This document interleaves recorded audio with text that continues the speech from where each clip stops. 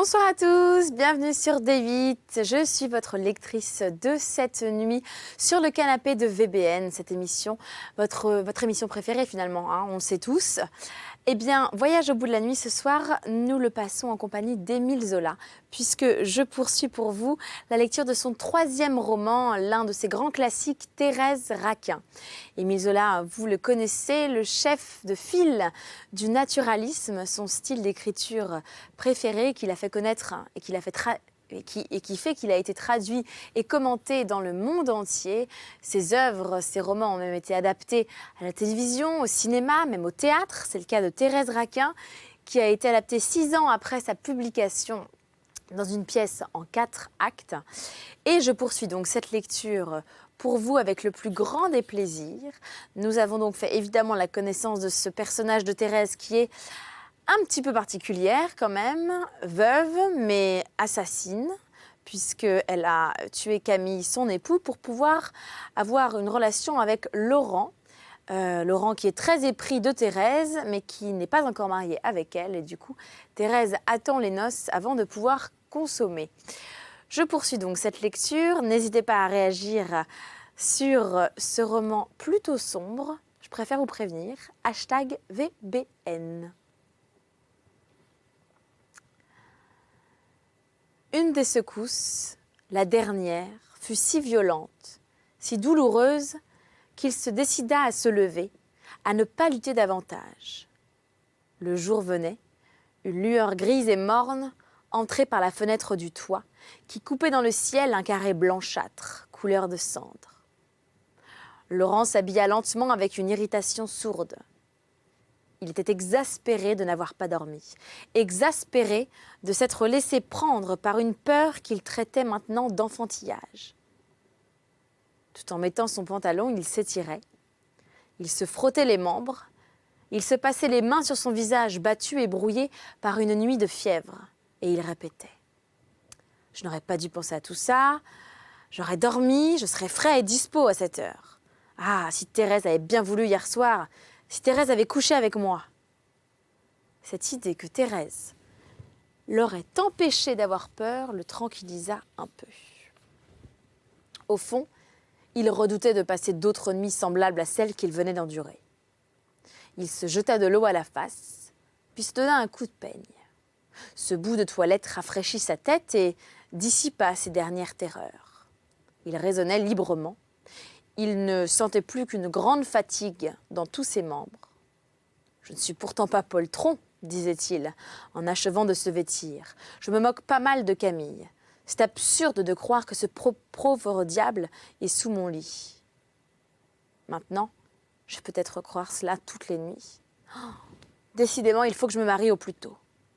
Quand Thérèse me tiendra dans ses bras, je ne penserai guère à Camille. Elle m'embrassera sur le cou. Je sentirai plus l'atroce cuisson que j'ai éprouvée. Voyons donc cette morsure. » Il s'approcha de son miroir, tendit le cou et regarda. La cicatrice était d'un rose pâle. Laurent, en distinguant la marque des dents de sa victime, éprouva une certaine émotion. Le sang lui monta à la tête et il s'aperçut alors d'un étrange phénomène. La cicatrice fut empourprée par le flot qui montait. Elle devint vive et sanglante. Elle se détacha, toute rouge, sous le cou gras et blanc. En même temps, Laurent ressentit des picotements aigus, comme si l'on eût enfoncé des aiguilles dans la plaie. Il se hâta de relever le col de sa chemise. « Bon, » reprit-il, « Thérèse guérira cela. Quelques baisers suffiront. Oh, que je suis bête de songer à ces choses. » Il mit son chapeau et descendit. Il avait besoin de prendre l'air, besoin de marcher. En passant devant la porte de la cave, il sourit. Il s'assura cependant de la solidité du crochet qui fermait cette porte. Dehors, il marcha à pas lents dans l'air frais du matin, sur les trottoirs déserts. Il était environ 5 heures. Laurent passa une journée atroce. Il dut lutter contre le sommeil accablant qui le saisit dans l'après-midi à son bureau. Sa tête lourde et endolorie se penchait malgré lui, et il la relevait brusquement dès qu'il entendait le pas d'un de ses chefs. Ses luttes, ses secousses, achevèrent de briser ses membres en lui causant des anxiétés intolérables. Le soir, malgré sa lassitude, il voulut aller voir Thérèse.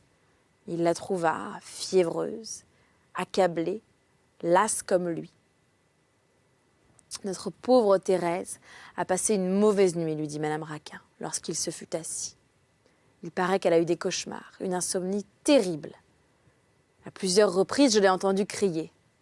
Ce matin, elle était toute malade. » Pendant que sa tante parlait, Thérèse regardait fixement Laurent. Sans doute, ils devinèrent leur commune terreur, car un même frisson nerveux courut sur leur visage. Ils restèrent en face l'un de l'autre jusqu'à 10 heures, parlant de banalités, se comprenant, se conjurant tous deux du regard de hâter le moment où ils pourraient s'unir contre le noyé. Chapitre 18. Thérèse, elle aussi, avait été visitée par le spectre de Camille pendant cette nuit de fièvre. La proposition brûlante de Laurent, demandant un rendez-vous avec plus d'une année d'indifférence, l'avait brusquement fouettée. La chair s'était mise à lui cuire lorsque, seule et couchée, elle avait songé que le mariage devait avoir bientôt lieu. Alors, au milieu des secousses de l'insomnie, elle avait vu se dresser le noyé. Elle s'était, comme Laurent, tordue dans le désir et dans l'épouvante. Et comme lui, elle s'était dit qu'elle n'aurait plus peur, qu'elle n'éprouverait plus de telles souffrances lorsqu'elle tiendrait son amant entre ses bras. Il y avait eu à la même heure chez cette femme et chez cet homme une sorte de détraquement nerveux qui les rendait pantelants et terrifiés à leurs terribles amours. Une parenté de sang et de volupté s'était établie entre eux. Ils frissonnaient des mêmes frissons. Leur cœur, dans une espèce de fraternité poignante, se serrait aux mêmes angoisses. Ils eurent dès lors un seul corps et une seule âme, pour jouir et pour souffrir. Cette communauté, cette pénétration mutuelle, est un fait de psychologie et de physiologie qui a souvent lieu chez les êtres que de grandes secousses nerveuses heurtent violemment l'un à l'autre. Pendant plus d'une année, Thérèse et Laurent portèrent légèrement la chaîne rivée à leurs membres, qui les unissait. Dans l'affaissement succédant à la crise aiguë du meurtre, dans les dégoûts et les besoins de calme et d'oubli qui avaient suivi, ces deux forçats purent croire qu'ils étaient libres, qu'un lien de fer ne les liait plus. La chaîne détendue traînait à terre. Eux, ils se reposaient, ils se trouvaient frappés d'une sorte de stupeur heureuse. Ils cherchaient à aimer ailleurs, à vivre avec un sage équilibre. Mais le jour où, poussés par les faits, ils en étaient venus à échanger de nouveau des paroles ardentes, la chaîne se tendit violemment. Ils reçurent une secousse telle qu'ils se sentirent à jamais attachés l'un à l'autre. Dès le lendemain, Thérèse se mit à l'œuvre, travailla sourdement à amener son mariage avec Laurent. C'était là une tâche difficile, pleine de périls. Les amants tremblaient de commettre une imprudence, d'éveiller les soupçons, de montrer trop brusquement l'intérêt qu'ils avaient eu à la mort de Camille. Comprenant qu'ils ne pouvaient parler de mariage, ils arrêtèrent un plan fort, sage, qui consistait à se faire offrir ce qu'ils n'osaient demander, par Madame Raquin elle-même et par les invités du jeudi. Il ne s'agissait plus que de donner l'idée de remarier Thérèse à ces braves gens, surtout de leur faire accroire que cette idée venait d'eux et leur appartenait en main propre. La comédie fut longue et délicate à jouer. Thérèse et Laurent avançaient, pris chacun le rôle qui leur convenait. Ils avançaient avec une prudence extrême, calculant le moindre geste, la moindre parole. Au fond, ils étaient dévorés par une impatience qui roidissait et tendait leurs nerfs. Ils vivaient au milieu d'une irritation continuelle. Il leur fallait toute leur lâcheté pour s'imposer des airs souriants et paisibles. S'il avait hâte d'en finir, c'est qu'ils ne pouvaient plus rester séparés et solitaires. Chaque nuit, le noyer les visitait. L'insomnie les couchait sur un lit de charbon ardent et les retournait avec des pinces de feu. L'état d'énervement dans lequel ils vivaient activaient encore chaque soir la fièvre de leur sang, en dressant devant eux des hallucinations atroces. Thérèse, lorsque le crépuscule était venu, n'osait plus monter dans sa chambre. Elle éprouvait des angoisses vives quand il lui fallait s'enfermer jusqu'au matin dans cette grande pièce qui s'éclairait de lueurs étranges et se peuplait de fantômes dès que la lumière était éteinte. Elle finit par laisser sa bougie allumée pour ne plus vouloir dormir, afin de tenir toujours ses yeux grands ouverts. Et quand la fatigue baissait ses paupières, elle voyait Camille dans le noir. Elle rouvrait les yeux en sursaut. Le matin, elle se traînait, brisée, n'ayant sommeillé que quelques heures au jour. Quant à Laurent, il était devenu décidément poltron depuis le soir où il avait eu peur en passant devant la porte de la cave. Auparavant, il vivait avec des confiances de brute. Maintenant, au moindre bruit, il tremblait. Il pâlissait comme un petit garçon. Un frisson d'effroi avait brusquement secoué ses membres et ne l'avait plus quitté. La nuit, il souffrait plus encore que Thérèse. La peur dans ce grand corps mou et lâche amenait des déchirements profonds. Il voyait tomber le jour avec des appréhensions cruelles. Il lui arriva à plusieurs reprises de ne pas vouloir rentrer, de passer des nuits entières à marcher au milieu des rues désertes. Une fois, il resta jusqu'au matin sous un pont par une pluie battante. Là, accroupi, glacé, n'osant se lever pour remonter sur le quai, il regarda pendant près de 6 heures couler l'eau sale dans l'ombre blanchâtre. Par moments, des terreurs l'aplatissaient contre la terre humide. Il lui semblait voir sous l'arche du pont passer de longues traînées de noyés qui descendaient au fil du courant. Lorsque la lassitude le poussait chez lui, il s'y enfermait à double tour. Il s'y débattait jusqu'à l'aube, au milieu d'accès effrayants de fièvre. Le même cauchemar revenait avec persistance. Il croyait tomber des bras ardents et passionnés de Thérèse entre les bras froids et gluants de Camille. Il rêvait que sa maîtresse l'étouffait dans une étreinte chaude et il rêvait ensuite que le noyé le serrait contre sa poitrine pourrie. Dans un embrassement glacial, ces sensations brusques et alternées de volupté et de dégoût, ces contacts successifs de chair brûlante, d'amour et de chair froide, amollis par la vase, le faisaient halter et frissonner, râler d'angoisse. Et chaque jour, l'épouvante des amants grandissait. Chaque jour, leurs cauchemars les écrasaient, les affolaient davantage. Ils ne comptaient plus que sur leurs baisers pour tuer l'insomnie. Par prudence, ils n'osaient se donner des rendez-vous. Ils attendaient le jour du mariage comme un jour de salut qui serait suivi d'une nuit heureuse. C'est ainsi qu'ils voulaient leur union de tout le désir qu'ils éprouvaient de dormir un sommeil calme. Pendant les heures d'indifférence, ils avaient hésité, oubliant chacun les raisons égoïstes et passionnées qui s'étaient comme évanouies, après les avoir tous deux poussés au meurtre. La fièvre les brûlant de nouveau, ils retrouvaient au fond de leur passion et de leur égoïsme ces raisons premières qui les avaient décidés à tuer Camille, pour goûter ensuite les joies que, selon eux, leur assurait un mariage légitime. D'ailleurs, c'était avec un vague désespoir qu'ils prenaient la résolution suprême de s'unir ouvertement. Tout au fond d'eux, il y avait de la crainte. Leur désir frissonnait. Ils étaient penchés en quelque sorte l'un sur l'autre, comme sur un abîme dont l'horreur les attirait. Ils se courbaient mutuellement au-dessus de leur tête, cramponnés, muets, tandis que des vertiges d'une volupté cuisante alanguissaient leurs membres, leur donnaient la folie de la chute. Mais en face du moment présent, de leur attente anxieuse et de leur désir peureux, ils sentaient l'impérieuse nécessité de s'aveugler, de rêver un avenir de félicité amoureuse et de jouissance paisible.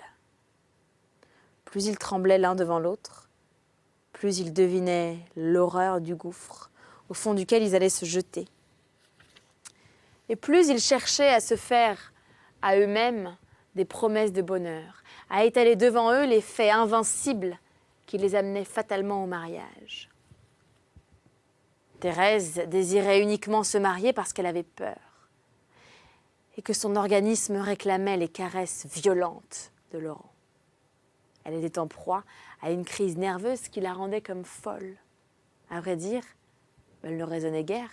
Elle se jetait dans la passion, l'esprit détraqué par les romans qu'elle venait de lire, la chair irritée par les insomnies cruelles qui la tenaient éveillée depuis plusieurs semaines. Laurent, d'un tempérament plus épais, tout en cédant à ses terreurs et à ses désirs, entendait raisonner sa décision pour se bien prouver que son mariage était nécessaire et qu'il allait enfin être parfaitement heureux pour dissiper les craintes vagues qui le prenaient. Il refaisait tous ses calculs d'autrefois. Son père, le paysan de Jeufosse, s'entêtant à ne pas mourir, il se disait que l'héritage pouvait se faire longtemps attendre. Il craignait même que cet héritage ne lui échappât et n'allât dans les poches d'un de ses cousins, grand gaillard qui piochait la terre à la vive satisfaction du vieux Laurent. Et lui, il serait toujours pauvre. Il vivrait sans femme, dans un grenier, dormant mal, mangeant plus mal encore. D'ailleurs, il comptait ne pas travailler toute sa vie. Il commençait à s'ennuyer singulièrement à son bureau. La légère besogne qui lui était confiée devenait accablante pour sa paresse. Le résultat de ses réflexions était toujours que le suprême bonheur consiste à ne rien faire. Alors, il se rappelait qu'il avait noyé Camille pour épouser Thérèse et ne plus rien faire ensuite. Certes, le désir de posséder à lui seul sa maîtresse était entré pour beaucoup dans la pensée de son crime. Mais il avait été conduit au meurtre, peut-être plus encore par l'espérance de se mettre à la place de Camille, de se faire soigner comme lui, de goûter une béatitude de toutes les heures, si la passion seule l'eût poussé. Il n'aurait pas montré tant de lâcheté, tant de prudence. La vérité était qu'il avait cherché à assurer par un assassinat le calme et l'oisiveté de sa vie, le contentement durable de ses appétits. Toutes ses pensées, avouées ou inconscientes, lui revenaient. Il se répétait pour s'encourager qu'il était temps de tirer le profit attendu de la mort de Camille. Et il étalait devant lui les avantages, les bonheurs de son existence future. Il quitterait son bureau, il vivrait dans une paresse délicieuse. Il mangerait, il boirait, il dormirait sur son sou. Il aurait sans cesse sous la main une femme ardente qui rétablirait l'équilibre de son sang et de ses nerfs. Bientôt, il hériterait des 40 et quelques mille francs de Madame Raquin, car la pauvre vieille se mourrait un peu chaque jour. Enfin, il se créerait une vie de brute heureuse. Il oublierait tout. À chaque heure, depuis que leur mariage était décidé entre Thérèse et lui, Laurent se disait ces choses. Il cherchait encore d'autres avantages et il était tout joyeux. Lorsqu'il croyait avoir trouvé un nouvel argument, puisé dans son égoïsme, qui l'obligeait à épouser la veuve du noyé. Mais il avait beau se forcer à l'espérance, il avait beau rêver un avenir gras de paresse et de volupté, il sentait toujours de brusques frissons lui glacer la peau. Il éprouvait toujours par moments une anxiété qui étouffait la joie dans sa gorge. Et c'est la fin pour ce chapitre 18 de Thérèse Raquin. Eh bien, Laurent, c'est un petit peu un bel ami plus sombre. Vous êtes d'accord? Parce que là, il va épouser un petit peu de façon très égoïste Thérèse pour en tirer tous les bénéfices. Il a quand même tué son mari Camille. Enfin bref, j'ai hâte de vous lire la suite de Thérèse Raquin, ce 3e roman d'Émile Zola, ce grand classique du 19e siècle, puisqu'il a été publié en 1867. Émile Zola, je vous le rappelle, est le chef de file du naturalisme. Et parmi ses œuvres principales, il y a donc Thérèse Raquin, que je vous lis ce soir, qui a été adaptée maintes et maintes fois au grand écran, à la télévision et même en pièce de théâtre, 6 ans après sa publication. Soyez au rendez-vous pour notre prochain voyage ensemble pour la suite de Thérèse Raquin. D'ici là, n'hésitez pas à réagir sur l'émission avec le hashtag VBN. Vous allez sur la page pro de l'émission Voyage au bout de la nuit sur Facebook. Vous me posez vos questions, vos opinions, vos coups de cœur, tout ce que vous voulez qui concerne VBN. Et puis sur Twitter, vous pouvez vous adresser directement à ma page avec le @VicMontfort. Également, vous pouvez commenter sur mon blog somethingaboutVictoria.com où je vous parle, oui, de mes activités artistiques, mais pas que. On parle de mode, de voyage, de cinéma, de lifestyle, de plein de choses. N'hésitez pas à aller y faire un tour. Je serai ravie de vous répondre. Je voulais également remercier l'équipe de Voyage au bout de la nuit, Camille, Pavol et l'ingé son, et je ne me souviens plus de son prénom, Charles. C'est ça. Pardon Charlie. Bref, n'hésitez pas à passer une très belle journée sur D8 ou une belle nuit pour ceux qui sont épuisés par cette lecture d'Émile Zola. J'espère que non quand même. Je vous embrasse. Une très belle journée sur D8. À bientôt.